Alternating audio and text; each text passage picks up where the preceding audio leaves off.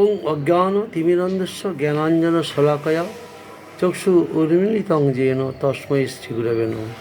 বাঞ্ছাকল্পতরুভ্যশ্চ কৃপা সিন্ধু ভয়বচ পতিতানাং পাবনেভ্যো বৈষ্ণবেভ্যো নমো নমঃ। শ্রীকৃষ্ণ চৈতন্য প্রভু নিত্যানন্দ শ্রী অদ্বৈত গদাধর শিবাসাদি গৌরভক্তবৃন্দ। হরে কৃষ্ণ কৃষ্ণ কৃষ্ণ হরে হরে, হরে রাম রাম রাম হরে হরে।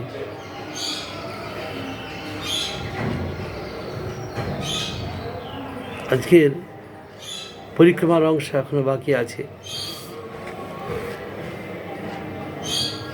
কদ্রুম পরিক্রমা, এরপরে মধ্যদ্বীপ, স্মরণ ভক্তাঙ্গ ক্ষেত্র, নৃসিংহপল্লী, দেবপল্লী। এই হয় শ্রী নৃসিংহ দেবালয়। সত্যযুগ হইতে পরিচয়। প্রহ্লাদের দয়া করি হিরণ্য বধিয়া হরি, এই স্থানে করিল বিশ্রাম। প্রহ্লাদকে কৃপা করে হিরণ্যকশিপুরকে বধ করে এই স্থানে বিশ্রাম করেছিলেন। ব্রহ্মাদি দেবগণ নিজ নিজ নিকেতন করি এক বসাইল গ্রাম। মন্দাকিনী তর ধরি টিলায় বসতি করি, নৃসিংহ সেবায় হইল রত। শ্রী নৃসিংহক্ষেত্র নাম, নবদ্বীপে এই ধাম, পরম পাবন শাস্ত্র মতো।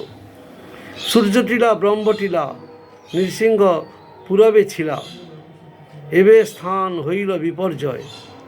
গণেশের টিলা হেরো, ইন্দ্র টিলা তারপর, এইরূপ বহু টিলাময়। বিশ্বকর্মা মহাশয় নির্মিলা প্রস্তরময়, কত শত দেবের বসতি। কালে সব লোভ হইল, মন্দাকিনী শুকাইল, টিলামাত্র আছে সম্পত্তি। শিলাখণ্ড অগণন কর এবে দর্শন, সেই সব মন্দিরের শেষ। পুনঃ কিছুদিন পরে এক ভক্ত নরবরে পাবে নৃসিংহের কৃপালেশ।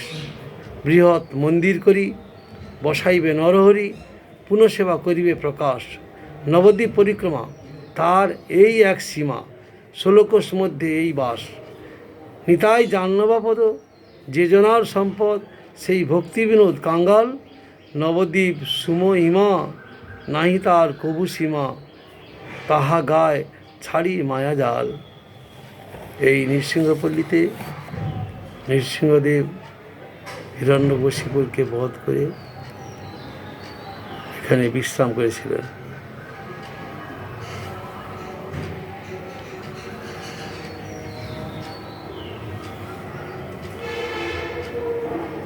বলছেন হিরণ্যকশিপুর বধান্তে নৃসিংহদেব রসাবিষ্ট হওয়ায় ব্রহ্মাদি দেবগণ এমনকি স্বয়ং লক্ষ্মী পর্যন্ত তৎসমীপস্থ হইতে সাহসী হইলেন না। তখন ব্রহ্মা প্রহ্লাদকে তাহার কোপ শান্তির জন্য, অর্থাৎ রাগ আছে শান্তির জন্য প্রেরণ করিলেন। প্রহ্লাদ নির্ভীক চিত্তে ভগবত পদান্তিকে গমন করিয়া শ্রীপাদ পদ্মে পতিত হইলেন। তাহার করকমল প্রলয়ের শিরদেশে অর্পণ করিবা মাত্রই প্রহ্লাদের নৈসর্গিক ব্রহ্মজ্ঞান প্রকাশমান হইল। প্রহ্লাদ প্রেমে গদগদ বচনে নৃসিংহদেবের স্তব করিতে লাগিলেন। তবে শিক্ষণীয় বিষয় এই যে, আমি ভগবানকে তোষণ করিতে পারি, এইরূপ গর্ব ত্যাগ করিয়া ভগবত কৃপা আশ্রয়ই শ্রেয়। কেবলা ভক্তি ভিন্ন, জন্ম ঐশ্বর্য শ্রুত তপস্যা যোগফল প্রভৃতি কিছুই ভগবত প্রীতি উৎপাদক নহে। তাহলে আমি ভগবানকে তোষণ করিতে পারি, এইরূপ গর্ব ত্যাগ করিয়া ভগবত কৃপা আশ্রয়ই শ্রেয়। কেবলা ভক্তি ভিন্ন, জন্ম ঐশ্বর্য শ্রুতসী। আমার উত্তম ঘরে জন্ম হয়েছে, ব্রাহ্মণ পরিবারে আমি, আমার প্রচুর ঐশ্বর্য, আমি একজন বড় পণ্ডিত, আমি দেখতে সুন্দর, এই সকলকে ভগবানকে লাভ করা যাবে না। ভগবানকে ভক্তির মাধ্যমে লাভ করতে হবে।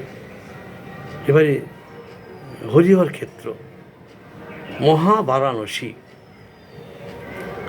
অলকানন্দা পুরো পারে, হরিহর ক্ষেত্র গণ্ডক ধারে। শ্রীমূর্তি প্রকাশ হইবে কালে, সুন্দর কানন শোভিবে ভালে। অলকা পশ্চিমে দেখো কাশী, শৈব শাক্ত শেষে মুকতি দাসী, বারাণসী হতে এ ধাম পর, হেথায় ধূর্যটি পিনাকধর, গৌর গৌর বলি সদাই নাচে, নিজ জনে গৌর ভকতি যাচে। সহস্র বরস কাশিতে বসি, লভে যে মুখতি জ্ঞানেতে ভাসি নেসি, তাহা তো হেতায় চরণে ঠেলি, নাচেন ভকত গৌরাঙ্গ বলি। এখানে ভগবান শ্রী হরি নিজ প্রিয়তম সখা মহাদেবের তত্ত্ব জীবগুলোকে জানাইবার জন্য আবির্ভূত হইয়া অবস্থান করিতেছেন। শ্রীকৃষ্ণ হইতে শিবের ভেদ দর্শন মহাদোষ। যাহারা শিবকে হরির প্রিয়তম বলিয়া জানেন, তাহারাই হরি ও শিবের তত্ত্ব উপলব্ধি করিতে পারেন।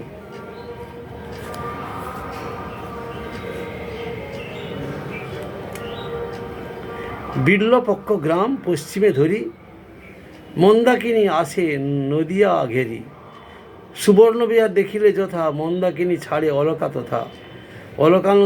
অলকানন্দার পূর্ব পারে, হরিহর ক্ষেত্র গণ্ডক ধারে। শ্রীমুখীর মূর্তি প্রকাশ হইবে কালে, সুন্দর কানন শোভিবে ভালে। অলকা পশ্চিমে দেখ কাশী, শৈব শাক্ত সেবে মুকতি দাসী। বারাণসী হইতে এ ধাম পর, হেতায় ধূর্যটি পিনাক ধর, গৌর গৌর বলি না সদাই নাচে, গৌর জনে গৌর ভকতি যাচে। সহস্র বর্ষ কাশিতে বসি, লভে যে মুকতি জ্ঞানেতে নেসি।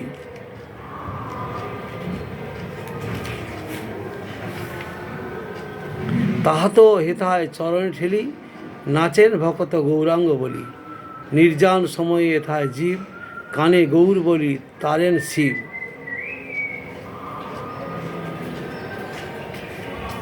কানে গৌর বলে তারেন শিব। মহাবারাণসী এ ধাম হয়, জীবের মরণে নাহিক ভয়। এত বলি তথা নাচে নিতাই নাচে, গৌর হরি প্রেমে জীবের যাচে। অলক্ষ্যে তখন কৈলাসপতি, হিতাই চরণে করিল নতি। গৌর সহ শিব গৌরাঙ্গ নাম, গাইয়া গাইয়া পুরয় কাম। বাঞ্ছা কল্পতরুশ্চ কৃপা সিন্ধু ভৈবচ পতিতানাং পাবনেভ্যো বৈষ্ণবেভ্যো নমঃ।